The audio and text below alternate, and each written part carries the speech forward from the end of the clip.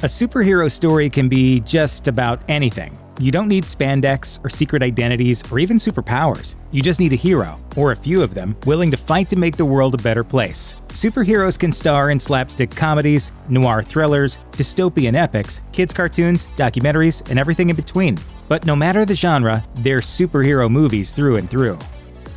What would a real-life superhero look like? Well, for one, they probably wouldn't have any powers. They'd fight street thugs and corrupt government officials far more often than cackling supervillains. They'd probably have homemade costumes, and they'd definitely have a YouTube channel. That's basically Bhavesh Joshi superhero in a nutshell. 3 college students start a YouTube channel called Insaf, which is Hindi for justice, and find themselves wearing paper bags on their heads as they expose small-scale corruption. Over time, their investigation escalates, landing the trio in the crosshairs of a cabal that's controlling the local water supply.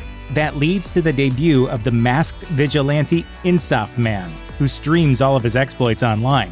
While that premise might sound a bit like a comedy, Bhavesh Joshi Superhero isn't. Its fight scenes, while over the top, take themselves very seriously, and there's more than a little of Christopher Nolan's Dark Knight trilogy in its DNA.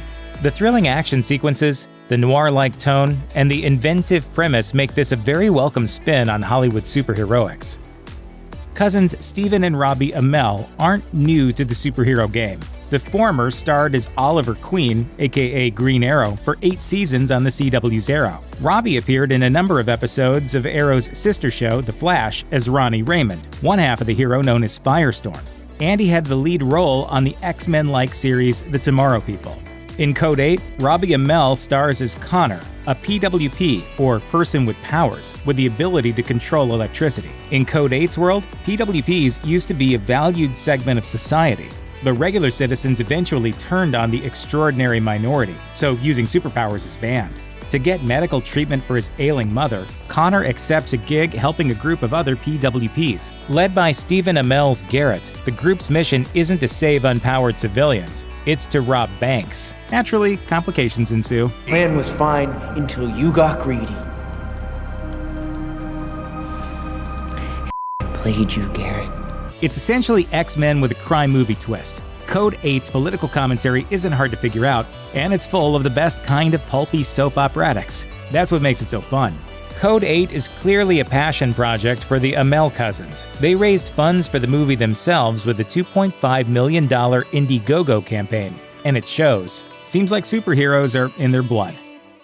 A teen gets shot in the head by street thugs, wakes up with shrapnel from his broken smartphone stuck in his brain, and gets tech-based superpowers from it. That's the setup for iBoy, which is based on Kevin Brooks' 2010 young adult novel of the same name. After his accident, young Tom has more abilities than your phone has apps. Intercept phone signals? Hack into any device? Learn martial arts in an instant by downloading YouTube tutorials? If it's somehow related to gadgets, Tom can do it, and he won't stop until he brings down the gang that assaulted him and his friends. iBoy is a ton of throwback fun. Approach it like the cult favorite techno thrillers of the 90s, like Hackers and The Net, which treated tech with an air of befuddled reverence, and you'll have a great time. There's even an interesting comment on surveillance culture and vigilantism lurking behind iBoy's exterior, as Tom's invasion of others' privacy makes him increasingly distant from humanity as the movie goes on. I'm trying to do something, Adam. I'm trying to do something good.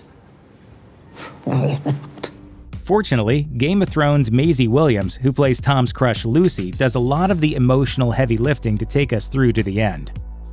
A flying jet lovingly borrows from some other superhero favorites. The hero's origin, which involves a stray bolt of lightning, takes more than a little from The Flash, and a super speed action scene at an airport that is very reminiscent of a scene in X-Men Days of Future Past. But a flying jet doesn't just stick to convention, it skewers it too. As Amon Delan, a young man who's forced to spring into action when a wealthy developer tries to take his family's land, actor Tiger Shroff shows off the charm and charisma that made him a star in the romantic action flick Hirapanti and the thriller Boggy, and he uses it to bring a new kind of superhero to life. Amon is afraid of everything, including heights, which is an ingenious twist given that the flying jet's whole gimmick is flying, and his everyman confusion at the unique situation he's found himself in makes the film worth watching. Director Remo D'Souza has some excellent comedy chops, so the required new hero learns how his powers work scenes are seriously funny. Kids in particular will appreciate a flying jet's lighthearted, low-stakes, comedic take on superheroics. Meanwhile, adults who've seen plenty of superheroes at the movies over the past few years will definitely get a kick out of it as well. Professional athletes and superheroes have a lot in common. Remarkable physical abilities that regular people can only dream of. They serve as role models, epic clashes against rivals, and reliance on heart, willpower, and an innate drive to succeed when the chips are down. Marvel and ESPN films present One of One Genesis takes the comparison to its logical extreme, drawing explicit connections between Marvel's superheroes and top-tier American sports stars. Marvel editor-in-chief Axel Alonso says it outright. Today, super athletes are the closest thing you have to real-life superheroes. There's a really interesting premise fueling the documentary, and when it examines the cultural parallels between sports and comic book culture, it's seriously good stuff. Genesis isn't the final word on this topic, but it's a great starting point. Mei Su hates robots, and that means she's pretty miserable in the world of Next Gen, where robots are everywhere, especially IQ Robotics Q-Bots, which function as both assistants and mechanical companions. Things get even worse when Mei's mother drags her to IQ's latest product launch, and she accidentally activates 7723, a soldier bot decked out with an arsenal of deadly weapons. But soon, Mei realizes that she can use 7723's weapons to take out the Q-Bots that have been tormenting her. Mei and 7723 eventually become friends. See the thing. You best not be stepping to me, bruh. With the robot eventually deciding it would rather not be used as an instrument of violence. That becomes a problem a little later when IQ's CEO reveals that the Q-Bots aren't quite as good-natured as they seem. Next Gen has a lot in common with the superhero robot mashups Big Hero 6 and the Iron Giant. It also has bona fide comic roots. The joint American-Chinese production is based on Wang Nima's webcomic 7723, although the film and the comic don't look anything alike. Overall, Next Gen stands on its own as a charming story about an unlikely friendship. It's for kids first and foremost, but if you like any of the movies that inspired Next Gen, you'll probably enjoy this one too. If you're a fan of genre movies, you've probably heard of Train to Busan, Yan Sang-ho's critically acclaimed zombies on a train thriller. Psychokinesis, Yan's first superhero movie, is just as good. Psychokinesis is a small, intimate story. Its hero is a lowly security guard, not a tech genius billionaire or Norse god. Its villain is a real estate developer, not a genocidal space tyrant.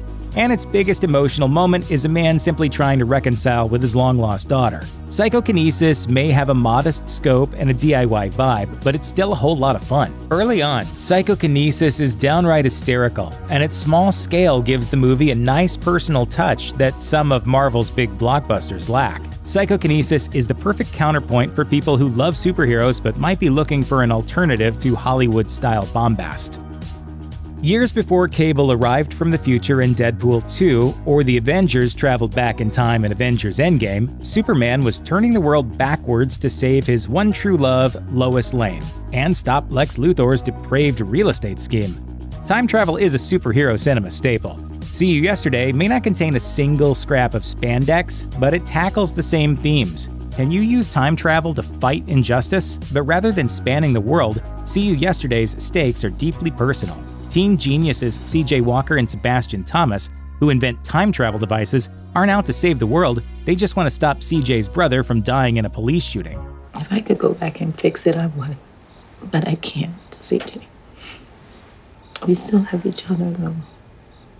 Sorry, what did you say? Superhero stories have never been shy about their politics. Captain America punches Hitler in the face on the cover of his very first comic, after all, and See You Yesterday has its own political influences as well. It's a sci-fi take on the Black Lives Matter movement, and it raises interesting questions about the role race plays in both the real world and genre fiction. Just don't expect easy answers. See You Yesterday's ending is intentionally ambiguous. Even with special abilities, some problems are too big to easily solve. As seriously as we take them sometimes, superheroes are pretty inherently silly, and movies like Deadpool, Mystery Men, The Incredibles, Sky High, and plenty of others have mined superhero tropes for comedic material, often to great effect. You can add Super Lopez to that group, though it's worth noting that the source material for the Spanish superhero parody actually predates all of those. Super Lopez is based on a comic that debuted all the way back in 1973. Like the comic it's based on, 2018's Super Lopez movie is a straight-up Superman parody. His girlfriend, Luisa Llanas, is a riff on reporter Lois Lane. Super Lopez's birth father is pretty obviously inspired by Krypton's own Jor-El. Thankfully, most of the other jokes in Super Lopez are pretty solid. It's an obviously affectionate parody, not a mean one. If you're a superhero fan who's looking for a quick laugh, add this to your list. A word of warning: if you want the real Freaks experience, cut out now. The less you know about this film, the better it is. Still here? Okay, here's the deal. Freaks begins as a paranoid supernatural thriller, but it takes a major turn when a young girl named Chloe escapes the house where she spent her entire life only to learn that she's telekinetic, that her grandfather can turn invisible, that her father can shift time, and that her mother is being held captive in a government holding facility. And all the so-called abnormals are public enemy number one. You better get away from my house, or I'm gonna melt all your brains with my freak powers! That may all seem pretty familiar to superhero fans, but it's how Freaks tells the story that makes it so unique. It's a mystery film, which wisely doles out information at a deliberate pace. You won't know exactly what's going on until the credits roll. Freaks doesn't pull any punches either. Raised in almost complete isolation and cut off from everyone but her father, Chloe is running low on empathy. So when she gets mad, you can understand why the government thinks abnormals are such a threat. Skipping this one could be a big freaking mistake.